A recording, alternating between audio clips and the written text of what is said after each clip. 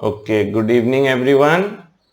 So today I am going to start with the chapter clauses. Okay, तो ये clauses chapter में क्या है और clause क्या चीज है, चलो start करते हैं. Clauses. See, this is a very important chapter for your English language. तो इसको ध्यान से समझना बहुत जरूरी है because clauses के ऊपर डिपेंड करके ही हमारा जितना भी simple sentence, complex sentence, compound sentence जो कि तुम लोगों को फर्दर चैप्टर्स में मिलेंगे, ओके, वो सभी चीज तुम्हारा क्लॉजेस के ऊपर डिपेंड करके होता है. ठीक है, तो क्लॉजेस में हमारे पास पहले हम लोगों को तो जानना होगा कि क्लॉज क्या है. Okay, before we start with exercise or anything else, first we have to see what is a clause. Okay, see, so let me tell you the difference between phrase and clause first. Okay, तो जब भी हम लोग clause पढ़ेंगे उसके साथ हम लोगों को phrase word बहुत बार सुनने के लिए मिलेगा. ठीक है, तो ये phrase क्या चीज है?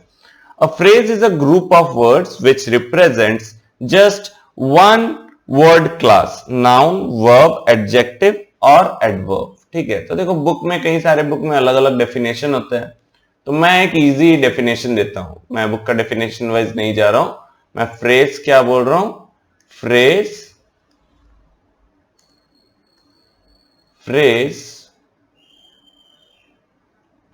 is a group of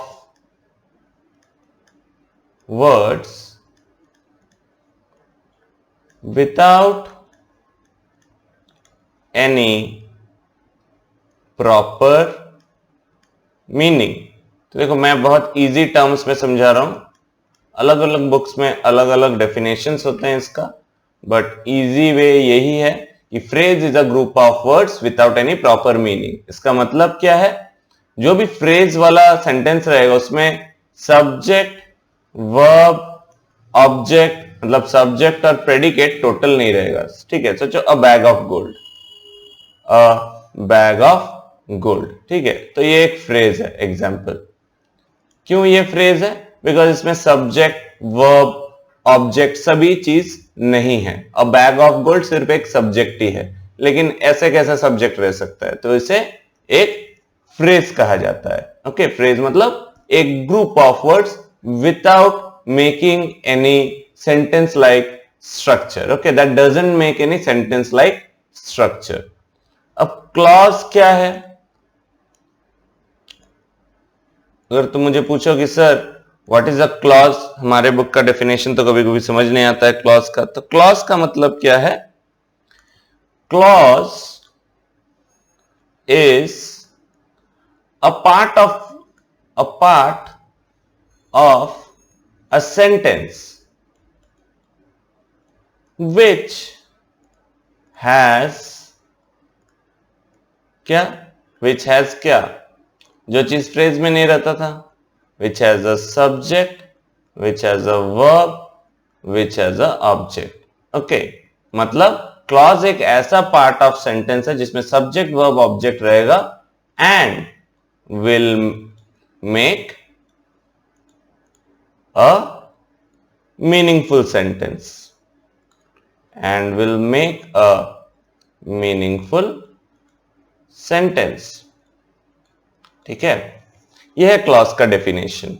अब देखो क्लॉज के कई सारे वैरायटी होता है. ठीक है, क्लॉज में क्लॉज का स्ट्रक्चर अलग अलग होता है. हमेशा सब्जेक्ट, वर्ब, ऑब्जेक्ट रहेगा ऐसा जरूरी नहीं है.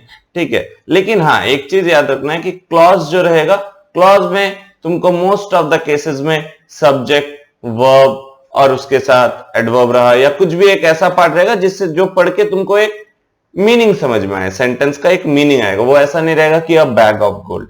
ठीक है, जैसा सोचो मैं अगर एक एग्जाम्पल दे देता हूं क्लॉज के लिए, जैसा I know Disha who is a teacher. तो देखो ये सेंटेंस को अगर हम लोग स्प्लिट करें तो इसमें तुमको दो पार्ट मिलेगा. आई नो दिशा, ये एक पार्ट है, ठीक है। हु इज अ टीचर, ये एक पार्ट है। तो देखो दोनों का ना इंडिविजुअल मीनिंग है। आई नो दिशा मैं अगर अकेला रखूं वो भी चलेगा। हु इज अ टीचर, इसका भी एक मीनिंग है, क्योंकि हु में एक तुम्हारा सब्जेक्ट फैक्टर, वर्ब फैक्टर, ठीक है, प्रेडिकेट, जो सब्जेक्ट प्रेडिकेट का जो टोटल चीज है दोनों में ही है। अब थोड़ा सा डिफरेंस है, वो क्या डिफरेंस है वो तो मैं बताऊंगा आगे, ठीक है। इस वीडियो के एंड तक में तुम लोगों को पूरा पता चलेगा, लेकिन बेसिक्स इतना याद रख के रखना है कि फ्रेज जो होता है, in a phrase you will not have that subject verb object pattern of structure, means it will not have a sentence like structure, but clause will have a sentence like structure, ठीक है। अगर easily बोले तो clause में एक sentence like structure होता है, लेकिन phrase में sentence like structure नहीं होता है, ठीक है। तो देखो अब जो हमारा clause है, clause को बहुत सारे टाइप्स में हम लोग डिवाइड कर सकते हैं, ठीक है। तो क्लॉज को क्या क्या टाइप्स में डिवाइड कर सकते हैं वो वाला हम लोगों को देखना होगा, ठीक है। और एक जो क्लॉज का स्ट्रक्चर होता है, एक क्लॉज के स्ट्रक्चर में क्या क्या रहता है वो भी हम लोगों को देखना होगा, ठीक है। तो चलो हम लोग पढ़ते हैं क्लॉज स्ट्रक्चर। तो ये क्लॉज स्ट्रक्चर क्या है? तो देखो मैं एक सेंटेंस लिखता हूं, an unlucky man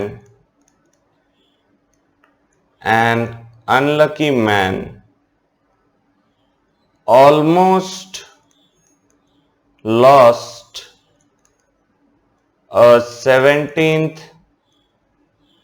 century painting. देखो थोड़ा बड़ा सेंटेंस है, ठीक है। पेंटिंग when he left, चलो मैं थोड़ा छोटा कर देता हूं, left the house, ठीक है। अब देखो अगर तुम देखोगे ये जो पूरा सेंटेंस है, an unlucky man almost lost a 17th century painting when he left the house, तो इसमें देखो सेंटेंस का ना दो पार्ट हम लोग इजीली निकाल सकते हैं। मैं यहां पर एक प्लस दे रहा हूं, an unlucky man almost lost a 17th century painting, ठीक है। ये हो गया एक पार्ट, मैंने करली लाइन किया है। और सेकंड पार्ट देखो, when he left the house, ठीक है, ये हो गया तुम्हारा सेकंड पार्ट, ठीक है। तो सेंटेंस में देखो जब भी क्लॉज रहेगा ना, तो क्लॉज में अगर एक सेंटेंस में दो क्लॉज होता है, तुमको दो सेपरेट सेंटेंस मिलेंगे जिसका एक मीनिंग रहेगा, ठीक है। तो क्लॉज में हमेशा क्या होता है, क्लॉज में हमेशा एक सब्जेक्ट, एक फाइनाइट वर्ब, ठीक है। फाइनाइट वर्ब तो तुम लोगों ने लास्ट दिन किया ही है, ठीक है। तो फाइनाइट वर्ब मतलब क्या, जो सब्जेक्ट के साथ रिलेटेड है। तो यहां पर देखो एन ऑलमोस्ट अनलकी मैन, ये सॉरी एन अनलकी मैन, ठीक है। तो अनलकी मैन को अगर सब्जेक्ट पकड़ते हैं, लॉस्ट है हमारा फाइनाइट वर्ब, ठीक है। इसमें भी देखो when he left the house, तो ही सब्जेक्ट है, तो लेफ्ट है तुम्हारा वर्ब, ठीक है। तो दोनों में देखो सब्जेक्ट वर्ब रहता है। तो क्लॉज स्ट्रक्चर में सब्जेक्ट और वर्ब तुमको कंपल्सरीली मिलेंगे ही मिलेंगे। किसी किसी में ऑब्जेक्ट मिलता है, ठीक है, किसी किसी में ऑब्जेक्ट नहीं मिलता है, बट सब्जेक्ट और वर्ब रहना हमेशा कंपल्सरी है, ठीक है। तो क्लॉज स्ट्रक्चर हमेशा कैसे रहता है, एक नाउन फ्रेज से बना रहता है, ठीक है। जरूरी नहीं कि हमेशा नाउन फ्रेज रहे, ठीक है। It can be only a noun also plus verb phrase, ठीक है।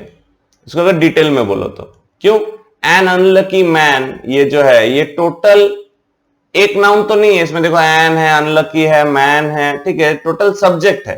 तो ये जो टोटल सब्जेक्ट है ये एक नाउन फ्रेज है, ठीक है, क्योंकि यहां पर नाउन के साथ मैन एक्चुअल में पेरेंट नाउन है, ये मेन नाउन है मैन, ठीक है। लेकिन हम लोग तो सब्जेक्ट पकड़ने के टाइम में सिर्फ मैन को नहीं पकड़ेंगे, हम लोग को टोटल पकड़ना होगा ना, एन अनलकी मैन। तो ये जो सब्जेक्ट है, सब्जेक्ट कभी कभी सिंगल नाउन भी रह सकता है, कभी कभी तुम्हारा नाउन फ्रेज भी रह सकता है, ठीक है। ये सिंगल नाउन भी रह सकता है, ये नाउन फ्रेज भी रह सकता है। और क्या है, वर्ब। वर्ब में तुम्हारा फाइनाइट वर्ब रहना कंपलसरी है, ठीक है। और अगर तुम बोलोगे सर फिर ये वर्ब फ्रेज क्या है, ये देखो फाइनाइट वर्ब के साथ जो रिमेनिंग पार्ट है जिसको प्रेडिकेट की तरह तुम देख सकते हो, लॉस्ट 17th सेंचुरी पेंटिंग, ठीक है। तो वर्ब के साथ जो एडिशनल वर्ड रहता है, ठीक है, फाइनाइट वर्ब के साथ, उसको वर्ब फ्रेज कहा जाता है, जो कि ये सेंटेंस में लॉस्ट 17th सेंचुरी पेंटिंग है, ये टोटल वर्ब फ्रेज है। और अगर सिर्फ फाइनाइट वर्ब पूछे तो वो सिर्फ लॉस्ट है, ठीक है। तो आई hope you have understood the structure of clause, ठीक है। तो चलो एक बार फिर से रिवाइज करते हैं आगे बढ़ने से पहले। सी फ्रेज क्या है, प्रथमे फ्रेज की फ्रेज হচ্ছে একটা গ্রুপ অফ ওয়ার্ডস যেটার কোনো প্রপার মিনিং নেই, ठीक है। तो फ्रेज एक ऐसा ग्रुप ऑफ वर्ड्स है जिसका प्रॉपर मीनिंग नहीं है, ठीक है। फ्रेज में तुम्हारा सब्जेक्ट वर्ब ऑब्जेक्ट नहीं रहता है, there will be no subject verb object. तो पहले मैंने नहीं लिखा था, थोड़ा सा लिख लो कि ये सब्जेक्ट वर्ब ऑब्जेक्ट तीनों चीज यहां एक साथ नहीं रहता है फ्रेज में, सिर्फ सब्जेक्ट रह सकता है, ठीक है। सिर्फ एक छोटा सा वर्ब फ्रेज रह सकता है, छोटा सा नाउन फ्रेज रह सकता है, ठीक है। लेकिन वर्ब, नाउन, सब्जेक्ट सब कुछ एक साथ नहीं रहेगा, ठीक है। मतलब इसमें सेंटेंस जैसा स्ट्रक्चर नहीं रहेगा।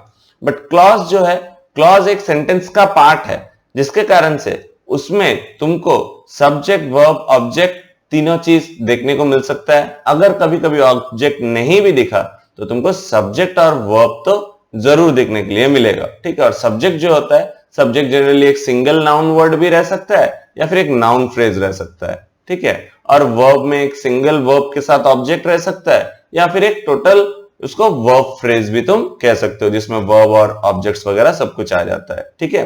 अब देखो ये तो हो गया क्लॉज और फ्रेज का डिफरेंस। और क्लॉज का स्ट्रक्चर मैंने तुम लोगों को अभी बताया ही है कि क्लॉज के स्ट्रक्चर में हमेशा एक सब्जेक्ट और फाइनाइट वर्ब रहता है, ठीक है। जो सब्जेक्ट होता है वो एक सिंगल नाउन या नाउन फ्रेज रहता है, और जो वर्ब फ्रेज होता है वो वर्ब के साथ जो एडिशनल वर्ड है। अब देखो क्लॉज का काइंड्स क्या है या टाइप्स क्या है, देखो इसमें और डिटेल तुम लोगों को समझ आ जाएगा। टाइप्स ऑफ क्लॉज, तो देखो हार्ड तो नहीं है, बट हाँ इसको 1 से 2 बार या 3 बार तुम लोगों को सुनना पड़ सकता है, फिर अपने बुक में जो दिया हुआ है एक्सप्लेनेशन उसको पढ़ना पड़ सकता है, ठीक है। तो देखो टाइप्स ऑफ क्लॉज अगर हम लोग बोले, okay, we can divide clause into many types. एक है मेन क्लॉज, ये मेन क्लॉज को तुम्हारा प्रिंसिपल क्लॉज भी बोला जाता है, ओके। एक है मेन क्लॉज या प्रिंसिपल क्लॉज। सेकंड जो है वो है सबऑर्डिनेट क्लॉज,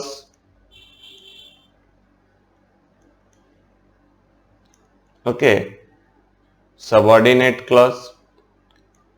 थर्ड जो है उसे कहते हैं कोऑर्डिनेट क्लॉज। सबका मैं स्टेप बाय स्टेप बताऊंगा कि इसको कैसे अप्लाई करते हैं सेंटेंस में। So first you have main clause, second you have subordinate clause, okay, जिसको और एक नाम से भी जाना जाता है, मेन क्लॉज को जाना जाता है इंडिपेंडेंट क्लॉज, प्रिंसिपल क्लॉज भी जाना जाता है उसका नाम, या फिर इंडिपेंडेंट क्लॉज भी बोला जाता है, ठीक है। तो तुम लोग हर एक नाम को लिख के रखो, सबऑर्डिनेट क्लॉज को और एक नाम,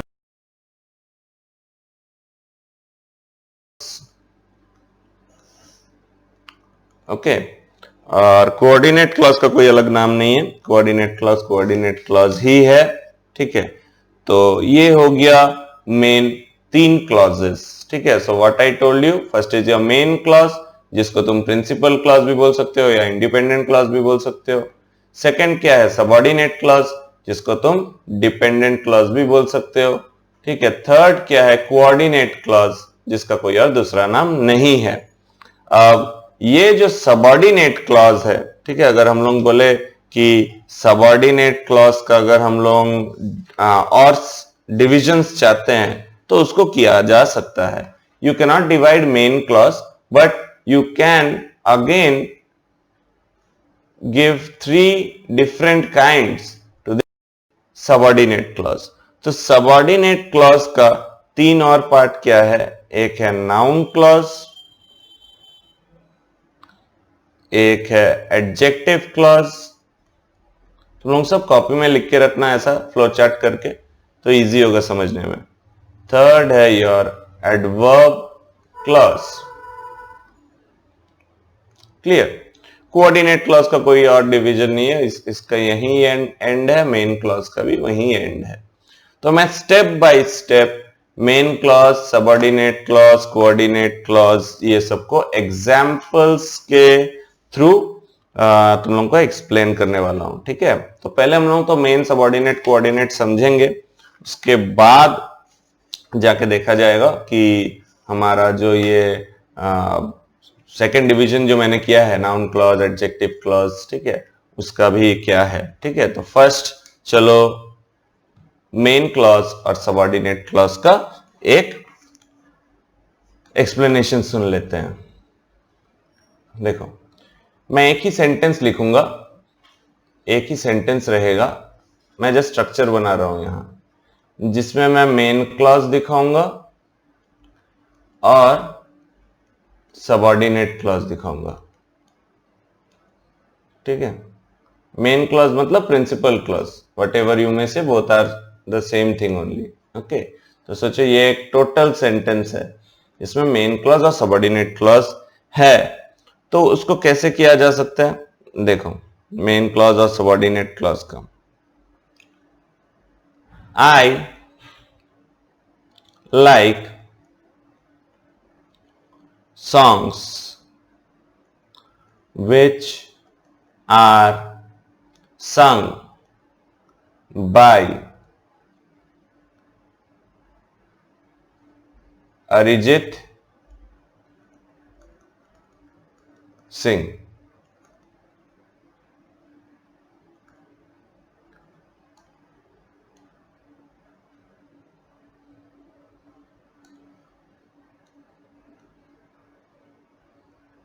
ओके, ध्यान से सुनो.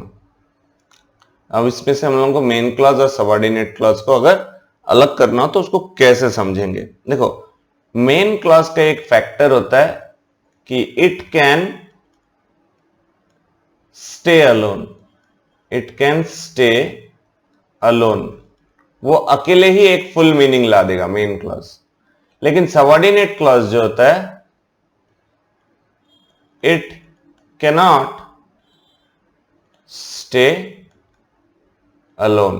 ठीक है, सबऑर्डिनेट क्लॉज अकेले नहीं रह सकता है, उसको हमेशा मेन क्लॉज का हेल्पिंग चाहिए. ठीक है, तो इसको हम लोग कैसे समझेंगे? देखो, मेन क्लॉज जो होता है उसमें एक सब्जेक्ट रहेगा और एक फाइनाइट वर्ब रहेगा. तो देखो, आई एक सब्जेक्ट है, लाइक एक फाइनाइट वर्ब है.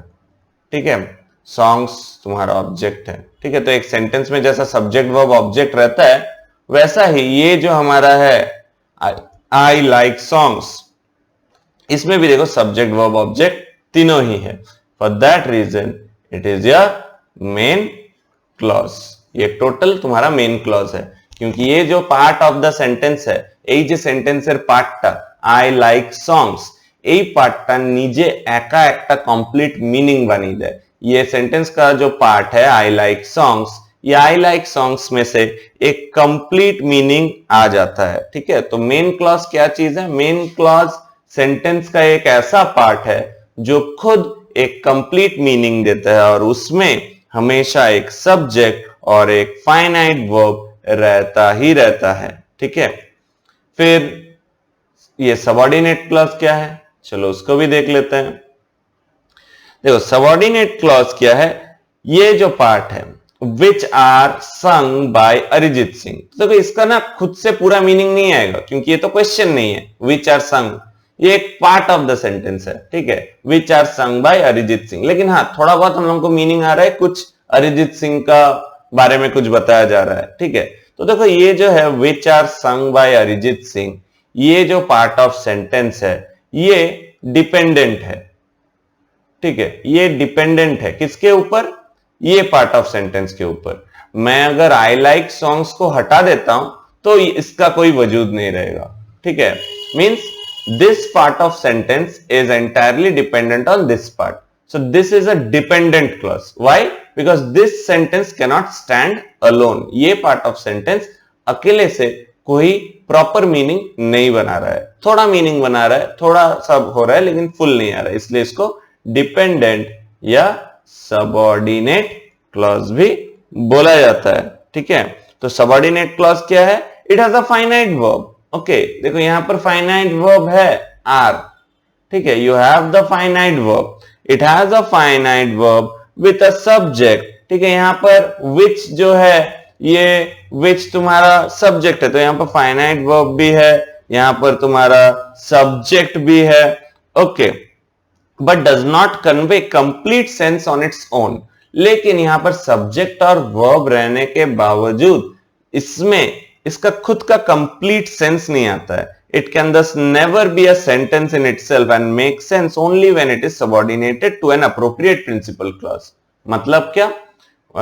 ये पार्ट ऑफ सेंटेंस तभी मीनिंगफुल होगा जब तुम इसको मेन क्लॉज के बगल में रखोगे। এই যে সাবঅর্ডিনেট ক্লজটা যে আছে, এইটার টোটাল মিনিং তখনই আসবে যখন তুই ওটাকে মেন ক্লজের পাশে রাখবি। সাবঅর্ডিনেট ক্লজের নিজস্বভাবে কমপ্লিট মিনিং আসে না, যদিও ওর মধ্যে সাবজেক্ট ভার্ব সবকিছু থাকে, but still the structure of sentence is such that you won't have a proper complete meaning or complete sense in it, okay। ठीक है, तो मेन क्लॉज और सबऑर्डिनेट क्लॉज हम लोगों को समझ में आ गया, ठीक है। अब देखो नेक्स्ट जो है वो हमारा है कोऑर्डिनेट क्लॉज। अब ये कोऑर्डिनेट क्लॉज क्या होता है? Coordinate clause.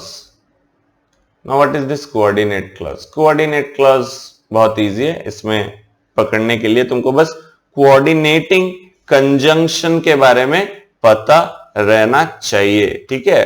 कोऑर्डिनेटिंग कंजंक्शन मतलब क्या है? फैन बॉयज, मैंने तुम लोगों को बचपन से बताया है, फैन बॉयज। फैन मतलब फॉर, एंड, नॉर, बट, और, येट, सो। तो ये सारे सेंटेंस, ये सारे वर्ड्स के साथ अगर कोई सेंटेंस बना हुआ है तो उसमें कोऑर्डिनेट क्लॉज कैसे निकालते हैं, ध्यान से सुनो।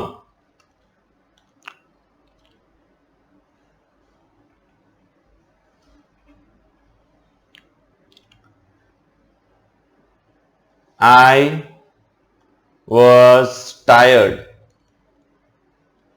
so I didn't come।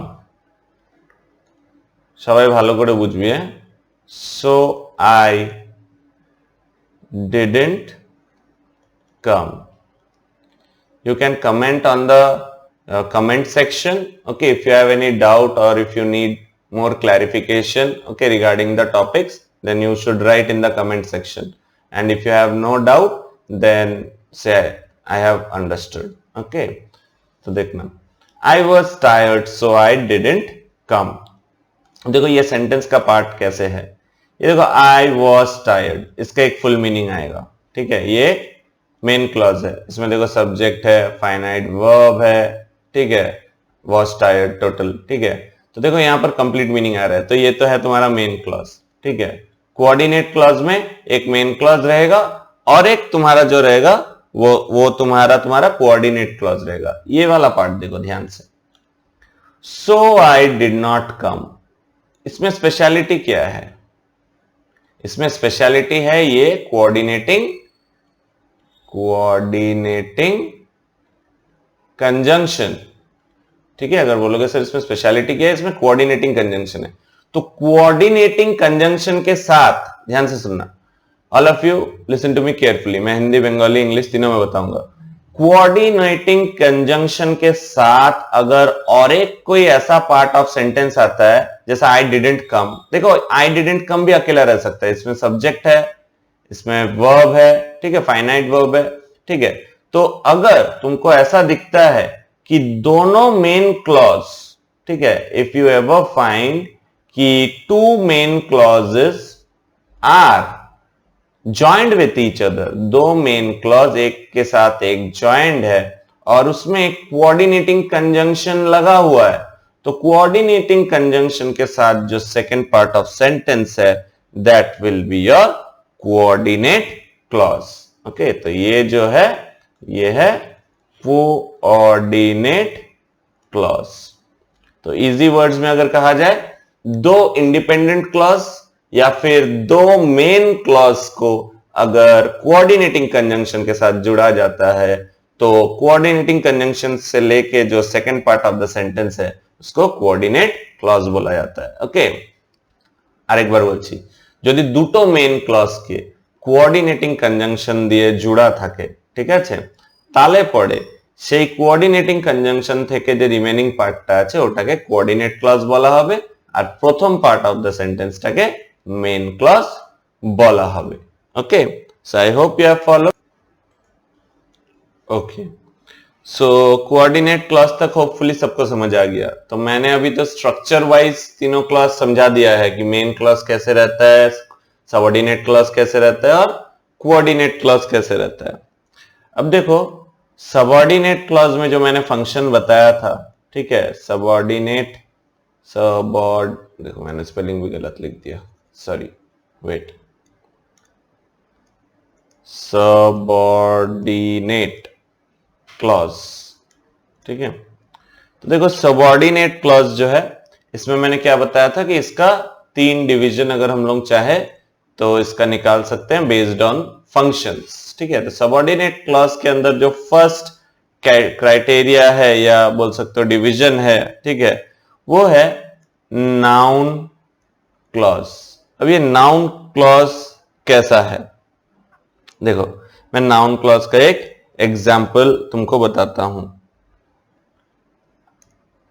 For example एक सेंटेंस ऐसा है, many people do not understand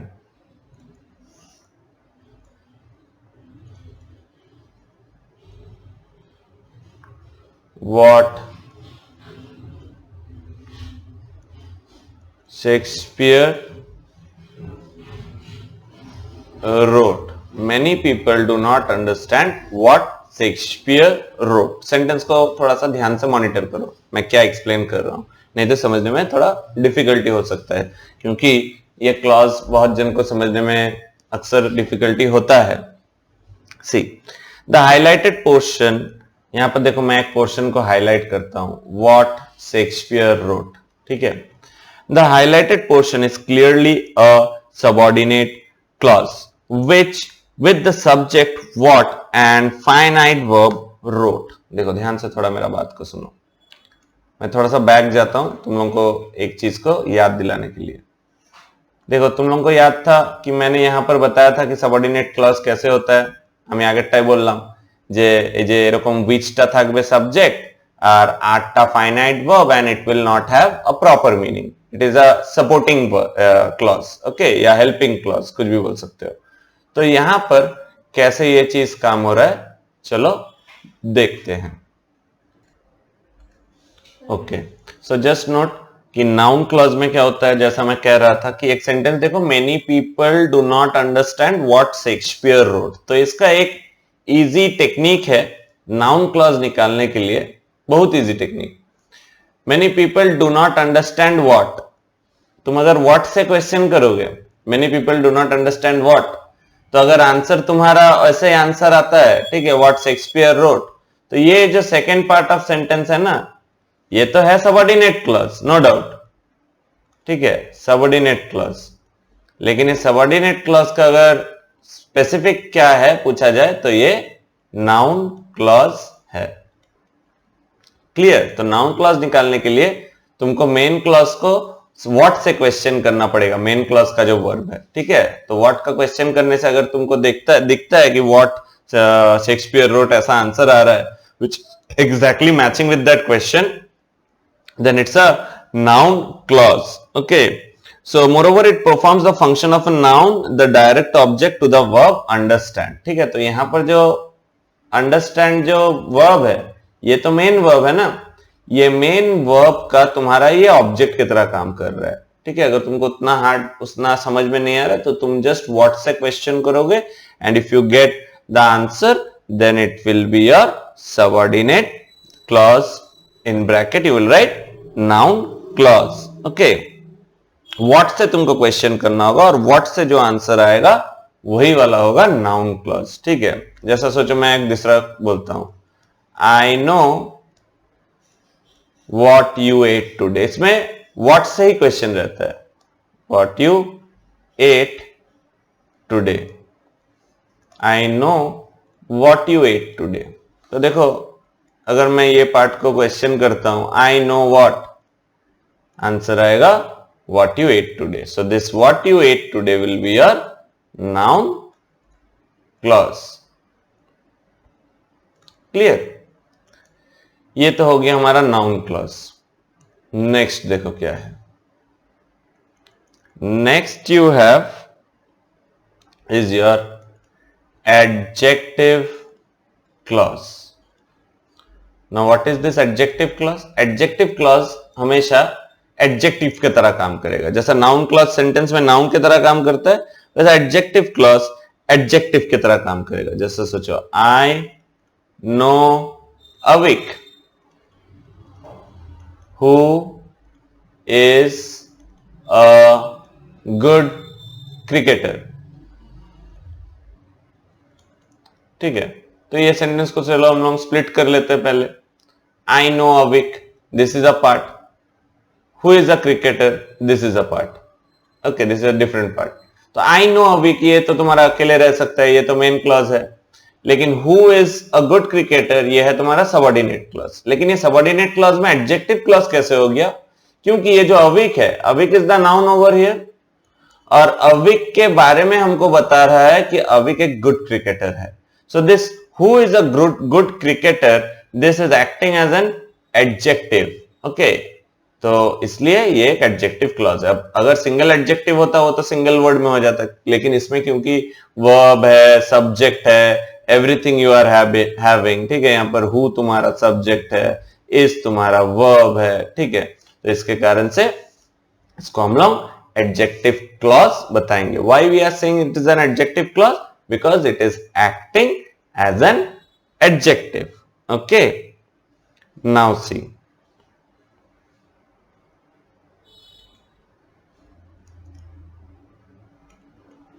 now you have adverb clause। adverb clause, अब ये adverb clause का फिर से स्प्लिट हो सकता है।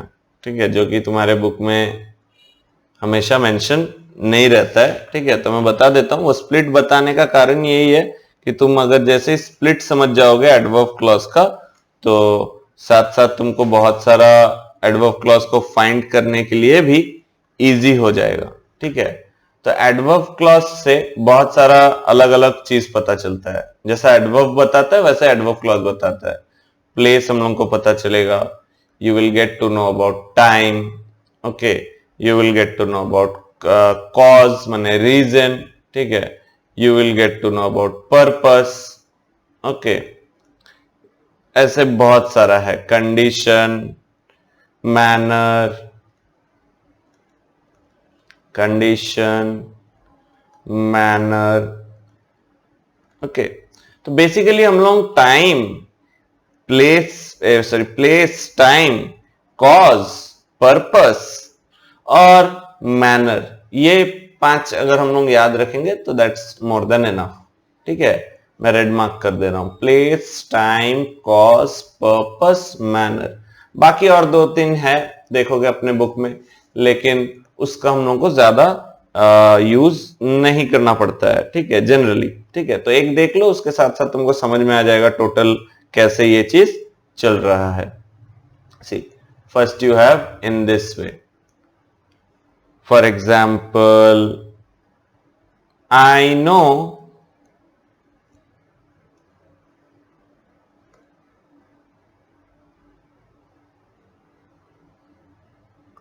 where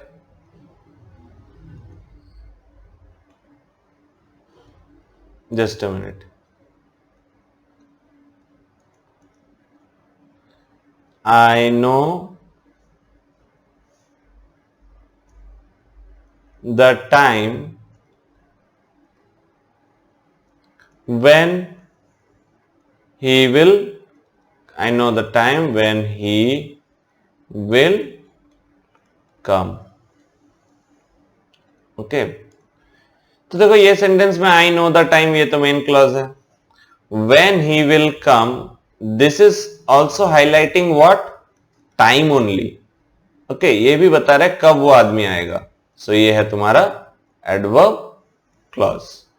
तो एडवर्ब क्लॉज का ऐसे ही बहुत सारा रहता है, टाइम का होता है, प्लेस का होता है, लेकिन तुमको मेंशन नहीं करना पड़ेगा, तुमको सिर्फ एडवर्ब क्लॉज ही बताओगे unless you are asked to mention whether it's a time factor or a place factor. जैसा जो place है कि the foolish man walked where the men were mixing concrete. ठीक है, तो कहां से वॉक किया, जहां पर कंक्रीट मिक्स हो रहा था, तो ऐसे प्लेस भी पता चलता है. रीजन का एक होता है, ठीक है, he lost the match because he was sick. तो बिकॉज ही वॉज सिक ये एक रीजन है. ठीक है, तो एडवर्ब क्लॉज ऑफ रीजन भी होता है. ठीक है, मैनर भी होता है, पर्पस भी होता है, ऐसे बहुत सारे different types of adverb clause है. तो आज के वीडियो में मैं और ज्यादा डिटेल में नहीं जाऊंगा क्योंकि फिर तुम लोग कंफ्यूज हो जाओगे. इसका एक सेकंड पार्ट ऑफ वीडियो तुम लोगों के पास आने वाला है, ठीक है, नेक्स्ट वीक तक. तो उसके लिए तुम लोग प्रिपेयर्ड रहो. तो आज का सिर्फ तुम लोग याद रखना क्या, मैं एक बार लास्ट फाइनल तुम लोग को एक बार रिवाइज करा दे रहा हूं इस वीडियो में. For today you will only need to follow what, clause structure, how it is different from a phrase. तो चलो स्टेप बाय स्टेप हर एक पेज को एक बार रिवाइज कर लेते हैं. तो फ्रेज क्या है? फ्रेज एक ग्रुप ऑफ वर्ड्स है जिसका कोई प्रॉपर मीनिंग नहीं है. ठीक है, उसमें सब्जेक्ट वर्ब ऑब्जेक्ट तीनों चीज एक साथ एग्जिस्ट नहीं करते हैं. जैसे example a bag of gold. Clause क्या है? क्लॉज एक सेंटेंस का ऐसा पार्ट है जिसमें एक मीनिंगफुल कुछ सेंस आता है. ठीक है, तो उसमें सब्जेक्ट वर्ब ऑब्जेक्ट रहता है. तो सब्जेक्ट वर्ब ऑब्जेक्ट में ऑब्जेक्ट कभी कभी ओमिट हो सकता है, लेकिन सब्जेक्ट और वर्ब हमेशा रहता है. ठीक है, तो ये तो हो गया क्लॉज और फ्रेज का डिफरेंस. फिर क्या है? Clause structure. मैंने बताया कि क्लॉज स्ट्रक्चर में हमेशा तुमको एक सब्जेक्ट और फाइनाइट वर्ब मिलेगा. ये जो सब्जेक्ट होता है ये एक सिंगल नाउन भी हो सकता है या एक ग्रुप ऑफ वर्ड्स मिला के एक नाउन फ्रेज भी रह सकता है. और जो तुम्हारा फाइनाइट वर्ब होता है, फाइनाइट वर्ब के साथ जो एडिशनल पार्ट एडेड रहता है, ठीक है, उसको वर्ब फ्रेज भी कहा जाता है. नेक्स्ट क्या है? नेक्स्ट है types of clause. Types of clause में मैंने तीन पार्ट बताया. एक है मेन क्लॉज, एक है सबऑर्डिनेट क्लॉज, एक है coordinate clause. Main clause sentence में अकेले रह सकता है. सबऑर्डिनेट क्लॉज सेंटेंस में अकेले नहीं रह सकता है, उसको हमेशा मेन क्लॉज के साथ ही रहना है. और कोऑर्डिनेट क्लॉज क्या होता है? कोऑर्डिनेट क्लॉज एक ऐसा क्लॉज है जिसमें कोऑर्डिनेटिंग कंजंक्शन के साथ और एक मेन क्लॉज को जुड़ा रहता है. ठीक है, ये पेज में मैंने और भी बताया था कि सबऑर्डिनेट क्लॉज का तीन डिवीजन होता है, एक नाउन, एक एडजेक्टिव और एक एडवर्ब, जिसके डिटेलिंग में हम आज नहीं जा रहे हैं. जस्ट उसका एक तुम लोगों को एक नॉर्मल सा एक एक्सप्लेनेशन दिए हैं. तो ये जो तुम्हारा देखो मैंने यहां पर बताया है कि मेन क्लॉज और सबऑर्डिनेट क्लॉज को कैसे अलग करते हैं. ठीक है, जैसा मेन क्लॉज में एक फुल मीनिंग आता है, सबऑर्डिनेट क्लॉज में फुल मीनिंग नहीं आता है, वो डिपेंडेंट की तरह रहता है. ठीक है, लेकिन दोनों में ही सब्जेक्ट और वर्ब कंपलसरी है. मेन क्लॉज में भी सब्जेक्ट वर्ब कंपलसरी है, सबऑर्डिनेट क्लॉज में भी सब्जेक्ट वर्ब कंपलसरी है. तो डिफरेंशिएट कैसा किया जाए? डिफरेंशिएट ऐसे करना पड़ेगा कि मेन क्लॉज जैसे ही तुम पढ़ोगे उससे कंप्लीट सेंस आएगा तुमको, लेकिन डिपेंडेंट क्लॉज जैसे पढ़ोगे उसमें एक कंप्लीट सेंस नहीं आएगा. नेक्स्ट मैंने क्या बताया था? कोऑर्डिनेट क्लॉज, जिसके बारे में मैं थोड़ी देर पहले ही बताया कि उसमें फैन बॉयज या कोऑर्डिनेटिंग कंजंक्शंस रहते हैं. तो दोनों ही मेन क्लॉज रहेंगे. I was tired, I didn't come, लेकिन ये दोनों मेन क्लॉज के बीच में एक कोऑर्डिनेटिंग कंजंक्शन रहेगा. तो कोऑर्डिनेटिंग कंजंक्शन के साथ जो रिमेनिंग पार्ट पड़ा हुआ है उसको हम लोगों को कोऑर्डिनेट क्लॉज बताना पड़ता है. ठीक है, उसके बाद मैंने सबऑर्डिनेट क्लॉज का भी तुम लोगों को यहाँ पर जो नाउन क्लॉज है, एडजेक्टिव क्लॉज है, एडवर्ब क्लॉज है, उसका एक डेफिनेशन बताया कि नाउन क्लॉज में इजी तरीका है कि मेन वर्ब को व्हाट से क्वेश्चन करो और आंसर भी अगर व्हाट से आता है तो वो वाला नाउन क्लॉज होगा, ठीक है। उसके बाद मैंने एडजेक्टिव क्लॉज बताया कि जो यहाँ पर एडजेक्टिव क्लॉज में क्या करना पड़ता है, देखना पड़ता है कि यहाँ कोई नाउन है कि नहीं, वो नाउन के बारे में कोई कुछ एक्सप्लेन कर रहा है कि नहीं, ठीक है। तो जो पार्ट एक्सप्लेन करेगा वो पार्ट एडजेक्टिव क्लॉज होता है। एडवर्ब क्लॉज काफी बड़ा है तो मैं उसको आज नहीं कवर कर पाया, तो उसको मैंने और इसलिए भी नहीं किया कि तुम लोगों को कंफ्यूजन हो जाएगा इतने सारे चीजों को याद रखने के लिए, ठीक है। तो इसमें मैंने सिर्फ एक एग्जाम्पल दिया है कि एडवर्ब क्लॉज में कैसे हो सकता है, प्लेस, टाइम, कॉज, सबका मैं सेपरेट सेपरेट एग्जाम्पल देके एक सेपरेट वीडियो बनाऊंगा, जो कि एक बहुत लंबा चौड़ा वीडियो नेक्स्ट वीक तक तुम लोगों को आने वाला है। Okay, so that's all for today.